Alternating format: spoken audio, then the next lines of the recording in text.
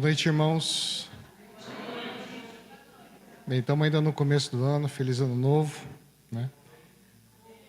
E cabe a mim trazer hoje a palavra, é uma alegria estar aqui, tá? O tema de hoje é 100%, tá? Então vamos começar com a leitura dos versículos base. Portanto, sejam perfeitos, como perfeito é o seu Pai Celestial. Mateus 5:8. Toda dádiva que é boa e perfeita vem do alto, do Pai, que criou as luzes do céu. Nele não há variação, nem sombra de mudança. Tiago 1:17. Vamos orar? Espírito Santo de Deus, agradeço as palavras, aumenta a tua presença, aumenta teu poder aqui nesse culto, que é para te louvar, Senhor Deus. Te agradecemos e que cada coração aqui seja terra fértil para a tua palavra, Senhor Deus. E que, acima de tudo, o teu reino se faça aqui nesta terra desde já, Senhor Deus. Eu peço por cada um dos irmãos que está aqui, dos irmãos que estão online e também dos irmãos que não puderam estar aqui, Senhor Deus. Te louvo, te agradeço, no nome e por amor de Jesus. Amém. Quando a gente vive de mudanças, que por vezes são crises. Todo mundo já passou por isso, né? No mínimo, né, no nascimento, no mínimo, tá? Porque a gente ficou confortável dentro da barriga da nossa mãe, não precisava se preocupar com nada, estava protegido, né? E aí tem o nascimento. Porque a gente já não cabia mais na barriga da nossa mãe. Para a gente poder crescer, tinha que nascer, né? E isso é uma crise, né? Indubitavelmente, mas necessária. Tá? Depois que nasce, né? A gente tem uma vida de infância, criança, fica dormindo, só comendo, né? Alguém cuida da gente, né? Tudo de bom, né? E a gente tem que lidar com um grupo chamado família. Então, desde pequeno, a gente tem que lidar com essa situação, né? E a gente, na tenridade, tem que aprender a lidar com outras pessoas. Antes era a gente dentro da barriga, depois a gente e a nossa mãe. Aí depois tem as outras pessoas da nossa família, né? Isso também demanda mudanças, que gera uma crise, né? Tá bom, aí a gente fica lá, na melhor das hipóteses, 6 anos com a nossa família, estamos controlados. Eu sei quem é meu pai, quem é minha mãe, né? Meus irmãos, eventualmente, meus parentes mais próximos, né? Então, está razoavelmente dentro de um controle. Só que aí tem que ir para a escola. E tem criança que vai para a escola até mais cedo, né, do que ser. Mas, pelo menos, a partir dos 6, 7 anos, tem que estar na escola. Deixa eu pegar minha água.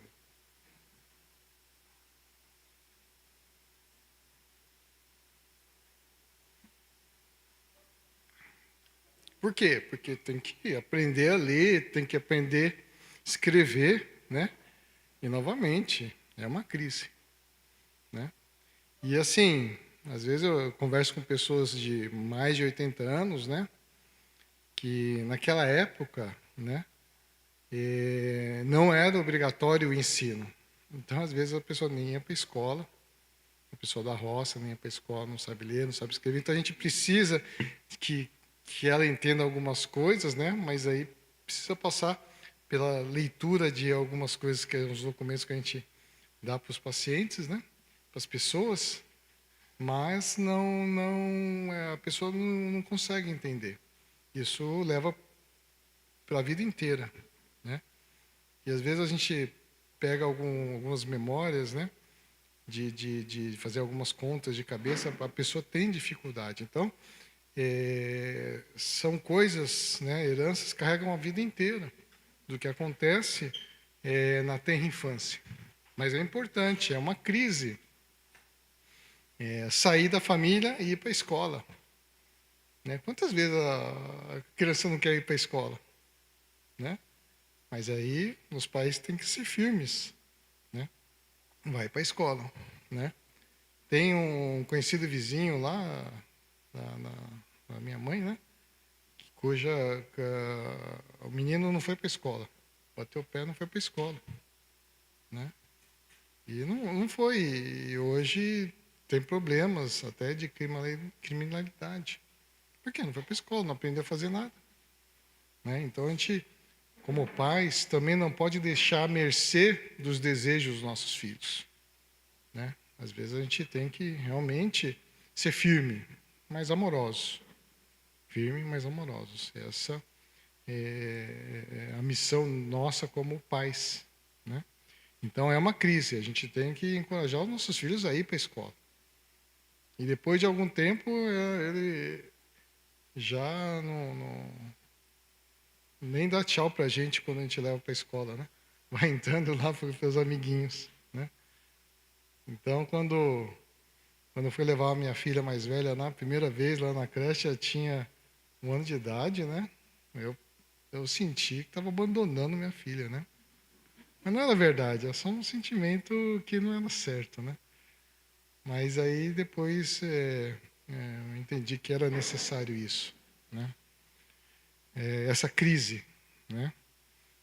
E depois, assim, na escola, passado vários anos, tem a crise da faculdade, né?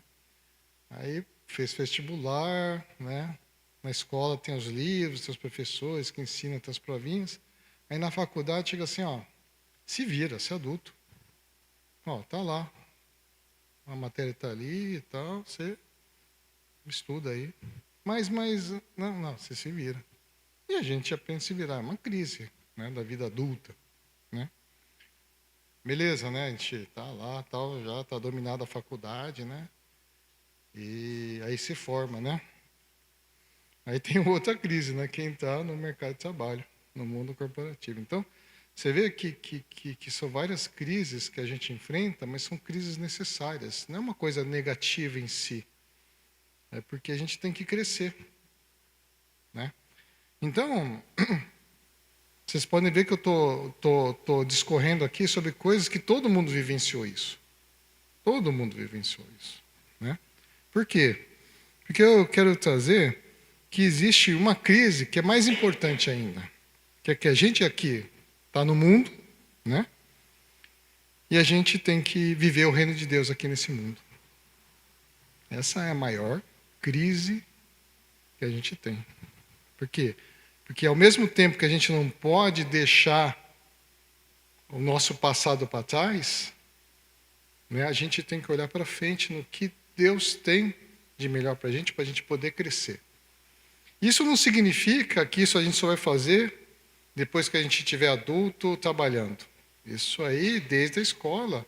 Né? Por exemplo, no culto infantil já é uma crise para mudar, né, o modo de pensamento, né, a cosmovisão do mundo para a cosmovisão de Deus. Tá? Então, qual que é o nosso maior desafio aqui? É viver o reino de Deus aqui e agora. Esse é o maior desafio. É o aqui e agora. Deus nos promete a vida eterna quando a gente aceita Jesus Cristo como o Senhor e Salvador, mas o desafio é viver aqui e agora, esse reino de Deus. Tá? Então, essa é a crise que a gente tem que lidar todos os dias. Né? Porque a gente aprende, agora que a gente está trabalhando, né? tem que ter sucesso, tudo, tem que bater meta, tal, né? Mas e o reino de Deus? Como que a gente alinha isso? É claro que o reino de Deus tem que ser a prioridade, né? E as outras coisas vão ser acrescentadas. Mas essa mudança é muito difícil entender, né? Então, é isso. Quando a gente lê a Bíblia, a gente tem que entender palavra por palavra, né? Que em termos técnicos chama exegese, né? Agora, quando a gente vê o que isso significa para a minha vida, né? Significa hermenêutica, ou seja, a aplicação, né, daquelas palavras, daqueles textos na nossa vida. Né? E isso é viver o reino de Deus aqui na Terra. Isso que nos ensina. Mas assim, não está passo a passo escrito. Por vezes está em histórias, por vezes está em cartas. Né? E a gente tem que extrair o princípio para poder aplicar na nossa vida. Tá? Porque assim, a Bíblia foi escrita para algumas pessoas que nem mais vivas estão. Então a gente se apropria desses escritos para tentar extrair os princípios, e esses princípios a gente tem que aplicar na nossa realidade atual. Percebe? E esse é o desafio, né? Porque foi escrito 3.000 anos atrás, o Velho Testamento, né? 2.000, o Novo Testamento. É uma sociedade que já não existe mais. Né? Quando se fala trigo na Bíblia, não é o trigo que a gente tem hoje. É completamente diferente do ponto de vista genético. Né? Então a gente tem que entender que a gente tem que extrair os princípios que o Senhor quer nos ensinar através dessas histórias. Porque a gente aprende através disso, através de histórias. Né? Por isso que Jesus nos ensinava através das parábolas. Então, tudo isso, quando a gente reprograma, renova a nossa mente, é uma crise. E a gente tem que mudar nossa chavinha para o reino de Deus, aqui na Terra já. Quando estamos aqui no culto, entre os irmãos, cantando louvores, é um vislumbre, né, do céu. Então, isso, né, é um pequeno exemplo de como que a gente vive o reino de Deus aqui na Terra. Tá? Então, existe esse negócio de perfeição. Tá? O que é perfeição aqui, com base aqui na gulgada que eu dei, né? É o mais alto nível numa escala de valores. Excelência no mais alto grau. Um ser ideal que reúne todas as qualidades e não tem nenhum defeito. Uma circunstância que não pode ser melhorada. Você vê que, quando eu falo assim, em 100%, quando eu coloquei os 2 primeiros versos, né, é sobre essa perfeição. Né? Opa, o que está acontecendo aqui? Deu pau aqui. Espera um pouquinho.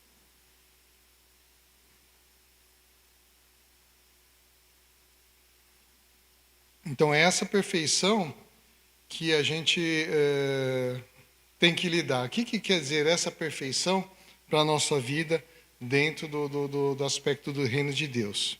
Ser perfeito. Conceitualmente, quem é perfeito é o ser divino, Deus. Né? Deus Pai, Deus Filho e Espírito Santo.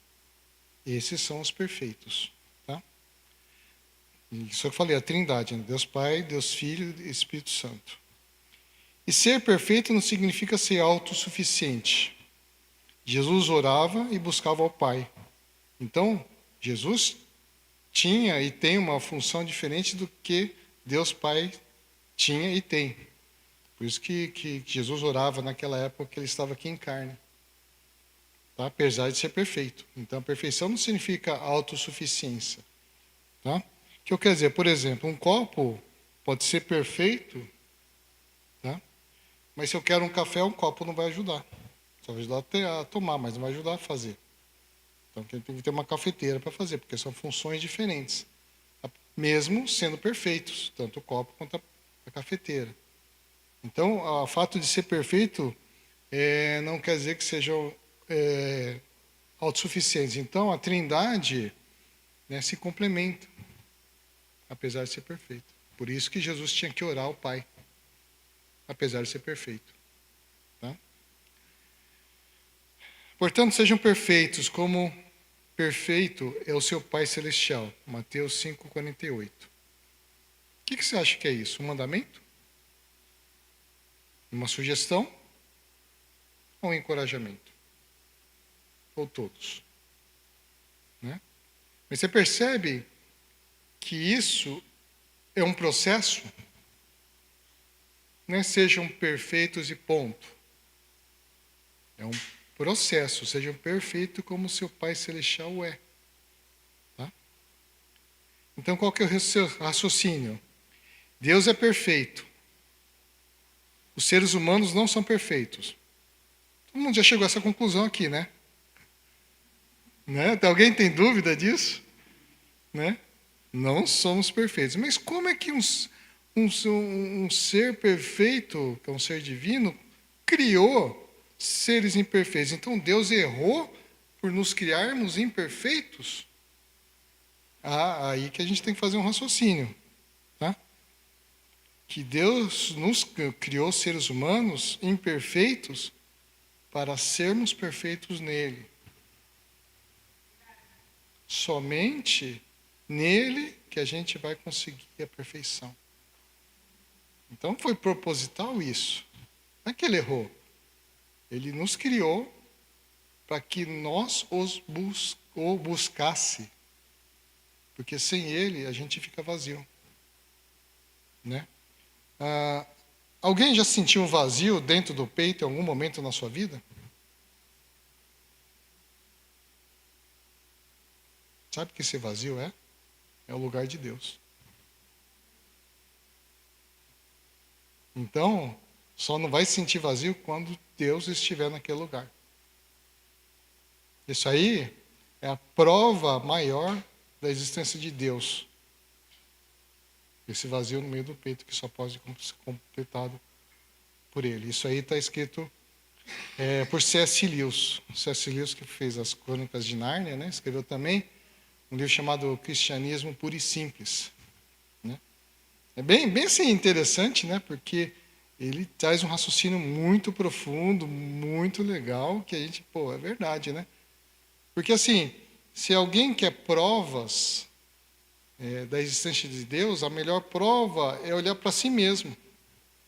Quando a pessoa olha para si mesmo e vê e sente que está faltando alguma coisa, e essa coisa é o Senhor que pode completar, e as pessoas que se completam pelo Senhor deixam de sentir esse vazio, essa é a maior prova para a pessoa que não acredita. Mesmo tendo todas as provas que existem aí, né, nesse mundo, né, por exemplo, o Big Bang, né, que eu já falei várias vezes aqui, que é uma coisa de física astronômica, né, quântica, né, que existe o universo está em expansão, então retrocedendo no começo de um ponto do nada se fez todo o universo. Então, como que chama isso? Criação. Toda criação precisa de um fator externo, ou seja, precisa de um criador. Não existe algo que auto se cria. Precisa de uma entropia para que o processo ganhe energia e se expanda. Então, esse negócio se chama criação. Se tem criação, precisa de criador. Isso é uma coisa óbvia. Óbvia por quê? Porque é provada pela ciência. Mas tá bom que a pessoa não tenha esse conhecimento e tal. É só olhar para dentro. Está faltando um pedaço? Esse pedaço é o Senhor que vai nos completar. Por isso tem uma coisa muito legal em ser imperfeito. Que a gente pode ser completado por Deus. Olha que coisa legal. Né? Percebe? Só que nessas mudanças, né, do mundo para o reino de Deus, a gente tem que entender que nesse mundo a gente tem que merecer o amor das pessoas.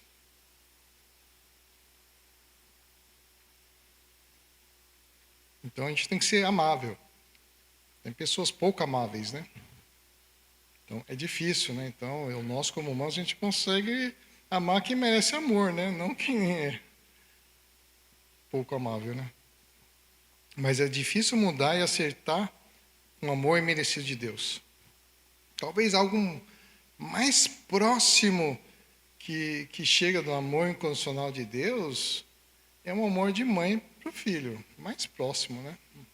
Eu também já vi mãe mandar o filho embora porque não fez o que eu queria, mandar embora de casa. Vai embora de casa.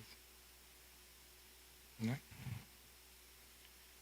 Então, né, a gente, ser humano, está muito longe da excelência e da perfeição de Deus, porque Ele nos aceita, mesmo antes da gente aceitá-lo. Né? E cumprir a lei para receber a salvação. Né? Eu perguntei para algumas pessoas assim, né? Para onde que ela ia quando morresse, né? Ah, não sei, queria ir para o céu. Mas você não tem certeza que vai para o céu? Ah, não sei, se for uma boa pessoa. Muito frequente esse tipo de raciocínio. Já conversaram sobre isso? Converse isso aí. Converse. Né? Ah, não sei, se eu fiz a tarefinha e tal, vou ganhar um presentinho do Papai Noel, essas coisas, né? Então isso é cumprir a lei e receber a salvação, né? Só que o reino de Deus é uma coisa completamente oposta, é receber o que a gente não merece, né? Receber a salvação merecida através de Jesus e a consequente capacidade de cumprir a lei, que é a santificação. Tá? Então é por Jesus, a figura central é Jesus, que fez algo que a gente pagou porque a gente não pode pagar. Né? Então isso é fundamental, tá? Essa mudança, certo? Então, para isso, né, mais Deus nos prova seu grande amor ao enviar Cristo para morrer por nós quando ainda éramos pecadores. Romanos 5:8. Essa carta a Romanos foi escrita pelo apóstolo Paulo, que era Saulo, né? E ele perseguiu, prendeu pessoas que acreditavam em Cristo. No entanto, Jesus fez um dos maiores apóstolos, mesmo sem ter estado diretamente com ele quando Cristo estava vivo. Se não fosse todas as cartas paulíneas, né, a gente não teria a doutrina que a gente tem hoje. Né? Então, mas isso que está escrito é verdade? Bem, alguém tem dúvida histórica que Jesus Cristo viveu na época do Império Romano? Ou foi uma coisa inventada pelos discípulos lá? Inventaram isso para criar uma nova religião e dominar o povo na sua ignorância, é isso? Não tem dúvida. Tem duas fontes não bíblicas provando que Cristo viveu no Império Romano. Primeiro são fontes romanas, que está escrito lá que no governo de Pôncio Pilatos, um tal de Jesus, um judeu, foi crucificado, foi condenado e crucificado. E tem outro historiador judeu chamado Flávio Joséfo, que escreveu também que Jesus foi condenado à morte e tal, e os discípulos acreditavam que ele tinha ressuscitado. Então, historicamente, não tem dúvida, tem a fonte bíblica e duas outras fontes. Então, Jesus Cristo viveu no Império Romano. Né? Mas pensa bem, se fosse uma coisa assim de conspiração, que eles vão inventar uma religião para oprimir o povo. Mas espera um pouquinho. O maior império da antiguidade, que tinha um exército enorme, que destruía tudo ali, de repente, através do imperador Constantino, se torna cristão. Será que isso foi uma conspiração de pobres iletrados judeus pescadores? Ou foi obra do Espírito Santo? Eu li um livro que falou assim: alguma coisa aconteceu no começo da antiguidade em que o maior império do mundo se tornou cristão. Isso é obra humana? Não, é obra do Espírito Santo de Deus. São provas históricas. Então, isso que está escrito aqui na carta aos Romanos é pura verdade. Porque Cristo morreu e ressuscitou. Porque tem mais de 500 testemunhas que mostram que ele ressuscitou.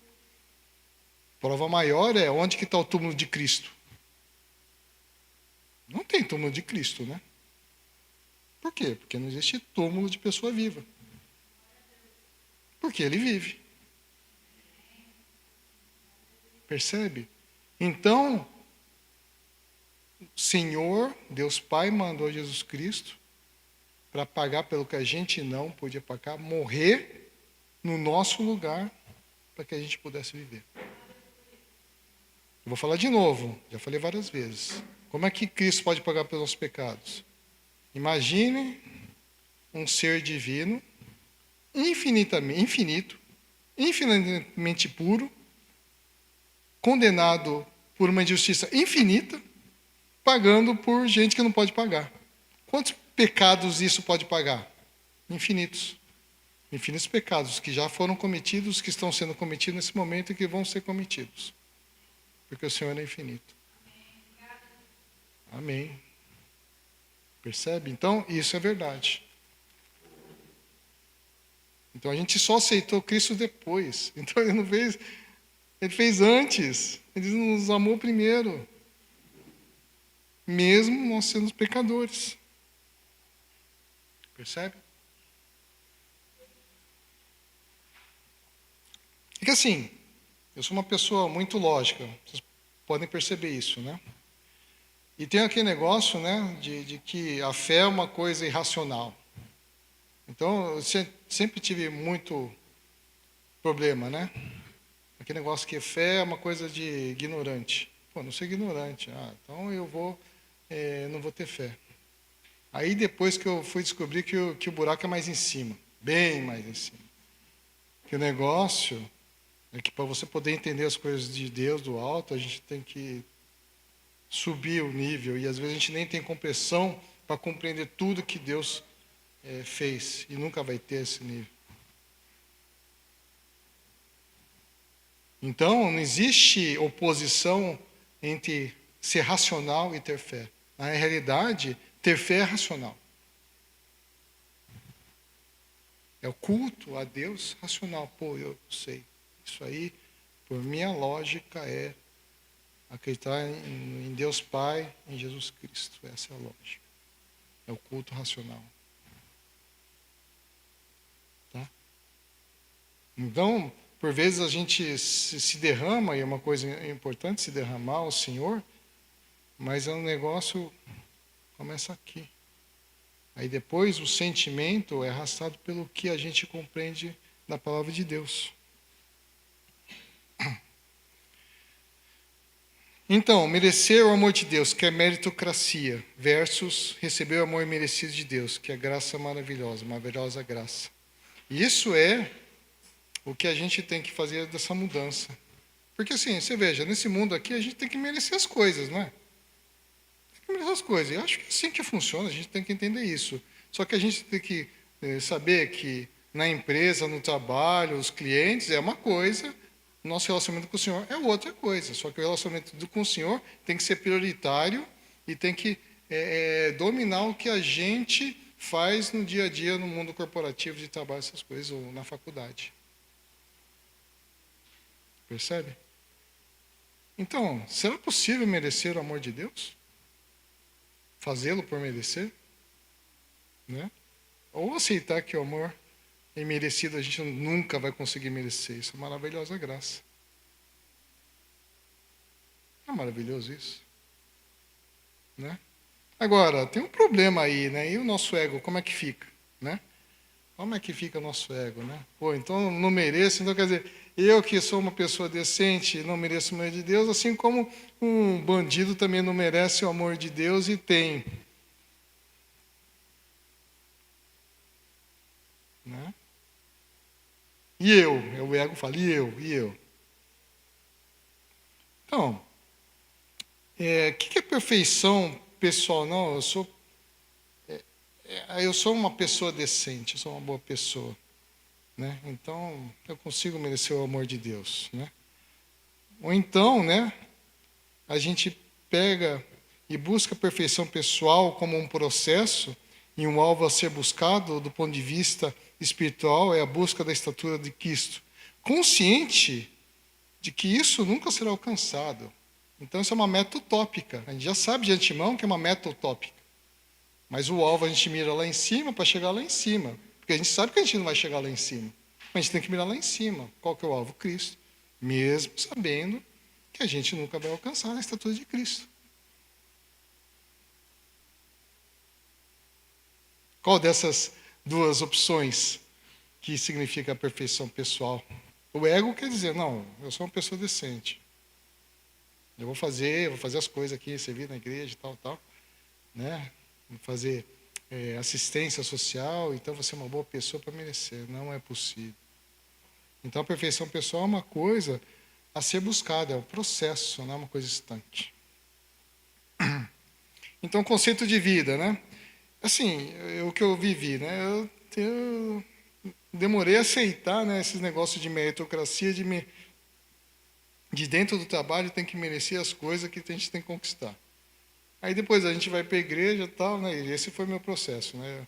Eu fui para a igreja já adulto, né? Não é de criança, né? A criança tem uma vantagem, né? Pode ir aos poucos ajustando, né? Mas eu tive que fazer o caminho inverso, né? De entender como é que funciona o mundo corporativo, que tem que ir lutar, ir à luta e ganhar as coisas, e merecer as coisas. E aí depois virar a chavinha, né? Para voltar para esse processo de não merecer as coisas, né? Porque a gente é pecador, né? Então, a médica somente sendo perfeito, que aí a gente faz uma alusão à parte espiritual, né? Então, quer dizer, é o mundo invadindo o reino de Deus, não o contrário, né? E não ser perfeito estaria fora de questão, tá? Então tem que ser perfeito, né?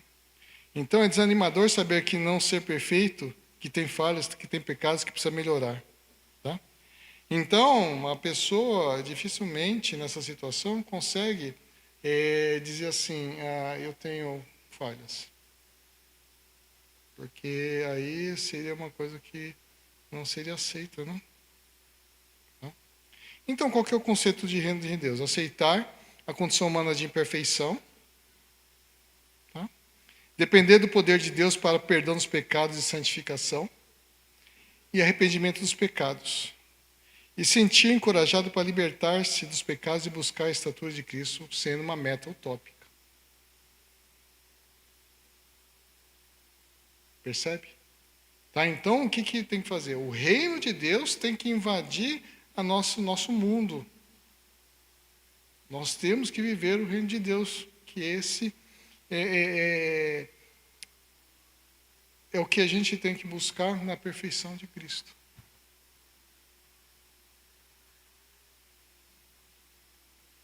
Então, temos uma decisão. Qual cenário você escolhe? Receber o amor imerecido de Deus, salvação, perdão e libertação dos pecados, sendo encorajado a buscar o modelo de Cristo? Ou tem que ser perfeito e merecer a salvação? O ego vai falar o segundo, mas o racional, qual que é? O primeiro. Isso é completamente racional isso. Completamente racional. Mas o ego, né? Então por isso assim que a gente tem que entender e o raciocínio tem que levar ao sentimento, não ao contrário. Tá? Então encorajamento, né? Que são palavras de vida, estímulo, incentivo, motivação para poder fazer, né? Ou mover-se de um ponto A a ponto B, ou então de um ponto para um ponto superior. Tá? Mudança ou melhoria. Então, assim, o que eu descobri recentemente na minha vida? Né? Que assim, quando eu fiz o curso de educação de filhos, a maneira de Deus, né? É um curso que eu recomendo para quem tem filhos, né? Também quem os vai ter, né? Eu falo assim, não, tem que dar palavras de vida para o seu filho. Né? Às vezes fala assim, seu burro, você nunca vai ser nada na vida, que é uma maldição. Fala, não, filho, você vai, você consegue, vamos lá, estamos juntos, né? Que são palavras de vida, né? O que eu descobri recentemente é que, às vezes, as palavras de vida, de encorajamento, né? Podem ser interpretadas como uma cobrança de perfeição.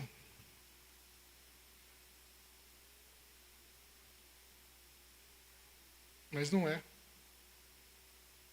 Não é. Quando assim, Eu falo para minha filha, não, você consegue, vai, né? Eu te apoio, eu estou junto, né? Às vezes pode ser entendido que, ele está me cobrando mais, eu já não fiz mais, já não fiz o suficiente. Então, assim, é muito difícil, né? Viver essa vida, né? Isso aí a gente está falando assim, um relacionamento, eu estava falando de nosso relacionamento com o Senhor, né? Mas às vezes nossos relacionamentos familiares também contaminam isso, né? Às vezes, assim, tem pessoas que são perfeccionistas, né? E acabam... que é o perfeccionismo, né? Qual a diferença entre perfeccionismo e fazer as coisas bem feitas, né? É que o perfeccionismo mais importante é a coisa. Fazer as coisas bem feitas, mais importante são as pessoas. Você faz as coisas bem feitas para as pessoas. E o perfeccionismo, mais importante é ser perfeito, não as pessoas, passa por cima das pessoas. Percebe então? A gente tem que andar numa corda bamba, né? No relacionamento que nós temos. Tá? Mas assim, o princípio de encorajar, falar de palavras de vida, é um princípio que eu entendo bíblico mesmo, né? Porque, por exemplo, né? José foi encorajado a ser forte e corajoso, né? Foi encorajado. São palavras de vida, né? Ele conquistou a terra prometida, né? Por uma palavra de vida, né? De encorajamento. Percebe? Né? Então, o alvo tópico é a estatura de Cristo. Então, assim, aí a gente vai ter que ter muita sabedoria, né? Assim, para lidar entre nós, como seres humanos, e lidar o nosso relacionamento com Deus. Mas o relacionamento de Deus é mais importante, é prioritário. Né? Então, estou falando assim para mim, né? Às vezes tem que tomar cuidado, né? De quando encorajar as pessoas, elas não desanimem, porque eu estou encorajando, às vezes o sentimento é de cobrança, mas não é. Meu sentimento é de, pô, você consegue, eu acredito em você. Eu acredito em você. Né? Então, assim, para mostrar assim, que as coisas assim não são perfeitas. Aqui vocês veem que o tempo é legalzinho, né? Estão conseguindo ver algum defeito, assim? Tá tranquilo, né? Aí semana passada aí eu fui ajudar o Marquinho aqui a fazer um negócio, né? A gente teve que abrir a telha aqui, né? Aí vocês não imaginam o que tem aqui em cima no debaixo do telhado. E olha que tá arrumadinho, né? Mas já vi debaixo da coisa pior, né? Mas, poxa, eu imaginava uma coisa completamente diferente. Mas assim, não está funcionando? Não tá, a gente não está louvando a Deus para isso? Vou ficar criticando o Marquinho porque é assim, assado? Né? Pô, ele me ensinou um monte de coisa aqui para fazer. Bota a cana para lá, bota a cana para cá. Né? Depois de descobrir que tem ar dentro de um cano, não passa água, né? Uma coisa assim meio né, difícil. Né? Tirou o ar, começou a vir a água, né? Então, assim, são coisas assim que se a gente se dispõe a aprender, a gente aprende. Né? Deus mostra. Deus mostra. Né? Então, assim, na minha tentativa de ajudar um pouquinho, eu recolhi as bitucas de cigarro, as fitas isolantes, os pedaços de fio que estavam aqui no teto, né? Mas sabendo que não mudaria muita coisa, porque ninguém está vendo mesmo lá dentro, né? Mas, pô, me incomodou esse negócio, né? Mas você vê que as coisas não são perfeitas. Não são mesmo. Mas o mais importante é o Senhor, né? O mais importante é o Senhor. Se a gente for ser perfeccionista nisso, né? A gente tem que fazer pelo Senhor. Né? Então a gente tem que principalmente assim na cultura japonesa, né? que assim, a denominação tem uma origem de cultura japonesa, né? Para vocês que não têm essa cultura, né? O japonês é muito perfeccionista. Muito perfeccionista. Eu estava assistindo um documentário, né? Que o cara pegou uma latinha de refrigerante e ficou furando. O que esse cara está fazendo, né? Ele estava falando em japonês, eu não sou fluente em japonês, não estava entendendo, não tinha legenda nem nada. O cara pegou um motorzinho lá, pegou assim. O que ele fez? Ele fez uma máquina de fazer algodão doce. Mas ficou bonitinho, fazia algodão doce mesmo, mas ele fez assim tão perfeitinho assim que parecia uma coisa profissional. Na minha cabeça, não é mais fácil comprar uma máquina de algodão doce ou ir lá no parque e comprar algodão doce do que ficar. Foi um programa de 1 hora, que acho que o cara demorou um mês para fazer esse negócio. Para ver como é que é a cabeça do japonês. De perfeição. Né? Assim, eu gosto das coisas bem feitas, mas não sou perfeccionista. Eu tenho consciência plena de que eu não passo por cima das pessoas porque eu quero bem feito. O Senhor me ensinou que o mais importante são as pessoas. Né? Então, às vezes, eu vejo defeito em outras pessoas e antigamente eu ficava criticando e julgando as pessoas. Mas recentemente, por que Deus está mostrando esses defeitos? Aí é no negócio do Espírito Santo, né? Mas assim, Deus está mostrando, não para você falar e julgar, para você orar para essa pessoa. Cala a tua boca aí e ora para essa pessoa. Só que a carne é fraca, né? Às vezes, não, pera, não, calma. Não, tá, eu estou vendo isso, esse problema, calma, não vou criticar, não vou julgar, não, pera. A carne é fraca, né? Não, vou orar para essa pessoa. Meu Senhor, que o Senhor toque essa pessoa, tal. Sabendo que eu sou imperfeito também, pelo amor de Deus, não quero julgar ninguém. Então, cala essa boca aí e ora para essa pessoa. Estou mostrando isso para você para orar, não para ficar julgando essa pessoa, essa situação. Né? Então, é isso que o Senhor tem mostrado, né? Às vezes eu quero fazer, não, Deus me mostrou, eu vou fazer. Não, pera. Vou falar. Não. Ora primeiro. Não, Senhor, toca essa pessoa, toca. Não vou julgar. Eu não sei o que essa pessoa passou, não sei. Né? Então, aí a gente tem que mudar novamente aquele negócio, quando fala assim, não julgar, né? Aí está mudando deste mundo para o reino de Deus. Percebe?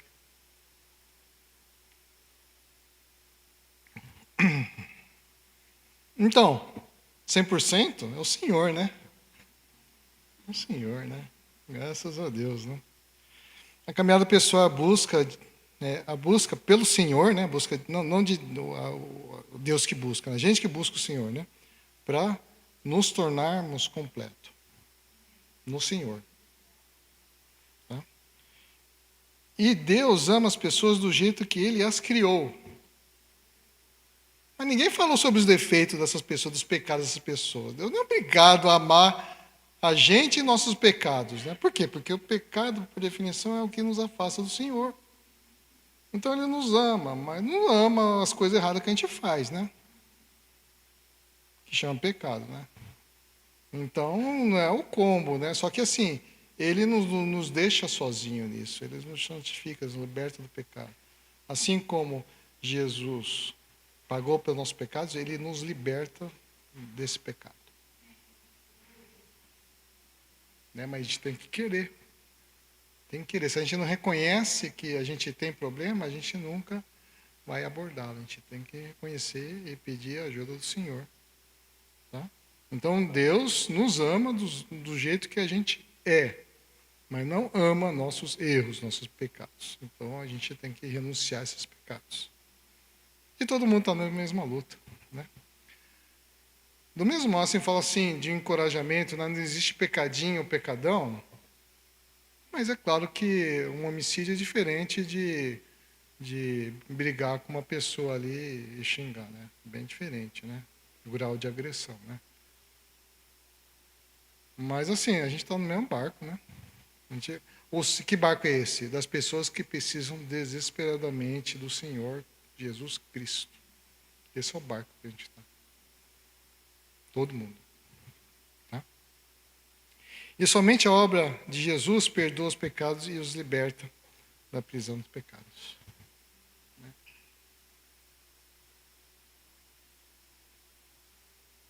Se alguém, né, tem dificuldade em aceitar o amor de Jesus, eu convido a orar a Jesus, pedir perdão, né, para poder ser libertado, né? Porque Deus não quer pessoas perfeitas, mas pessoas que o busquem sinceramente do coração e se arrependam para que possam ser salvos.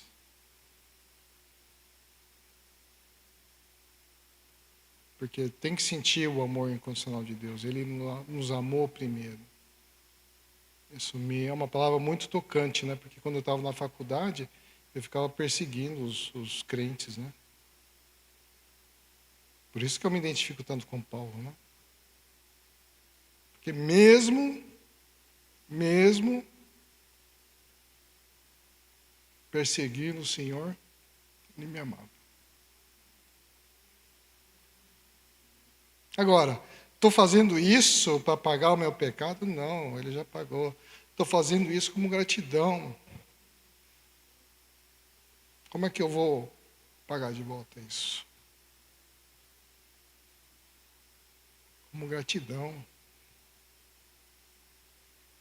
Às vezes é preparar uma mensagem. Às vezes é ficar ajudando, lixando as coisas para o Marquinhos fazer as coisas.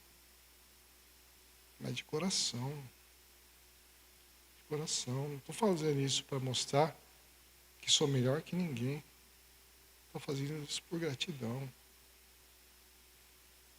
Assim, eu me entendo como uma pessoa que tem muita capacidade de fazer várias coisas, né? Mas não sou perfeito de jeito nenhum.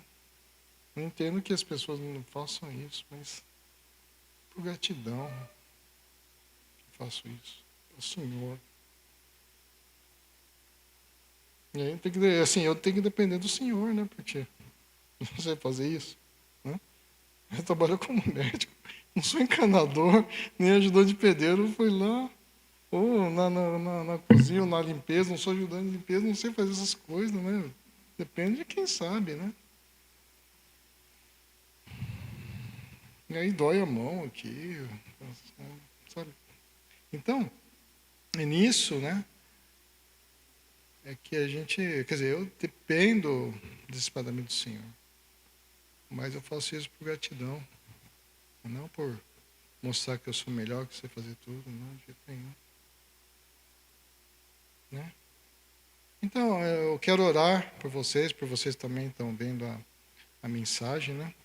De entender que a perfeição é no Senhor, né? A gente tem que buscá-la, né? E que somente a maravilhosa graça da obra redentora de Cristo e libertadora de Cristo pode nos curar disso, mas isso é um processo do dia a dia. Às vezes tem saltos na nossa vida, né? Mas normalmente é o dia de cada vez, né? Que o Senhor trabalha no nosso coração. E eu queria orar por isso. Senhor Deus Pai, te louvo, te agradeço. Essas palavras de vida, Senhor Deus. As pessoas que entendem, aceitam com gratidão a sua maravilhosa graça, que elas possam continuar nessa caminhada, Senhor Deus. E que possam atingir teu alvo, que é Jesus Cristo. Ó, Senhor Jesus, também as pessoas que têm essa dificuldade de sentir teu amor incondicional, de aceitar essa sua obra redentora, que elas possam se arrepender disso e colocar diante de Ti, Senhor Deus, toda a sua vida e se derramar para que elas possam ser libertas do pecado, de idolatria ao próprio ego, Senhor Deus. E que seja uma dependência do Senhor Jesus Cristo. Ó Espírito Santo de Deus, ministra no coração dessas pessoas, Senhor Deus. E que elas possam se arrepender e que elas possam buscar, em primeiro lugar, Ti, Senhor Deus. Com alegria, sendo encorajadas a cada dia ter uma caminhada diferente contigo, Senhor Deus. Repreendendo qualquer ação do inimigo que vem com palavras, com dardos, com palavras de morte, Senhor Deus, que vem com dardos inflamados, repreendido no nome santo de Jesus, Senhor Deus. E te agradeço por essas palavras que o Senhor tem nos enviado através da Bíblia, Senhor Deus. Te agradeço no nome e por amor de Jesus. Amém. Amém. O finalzinho é seu então, né? Pastor Leandro, por favor.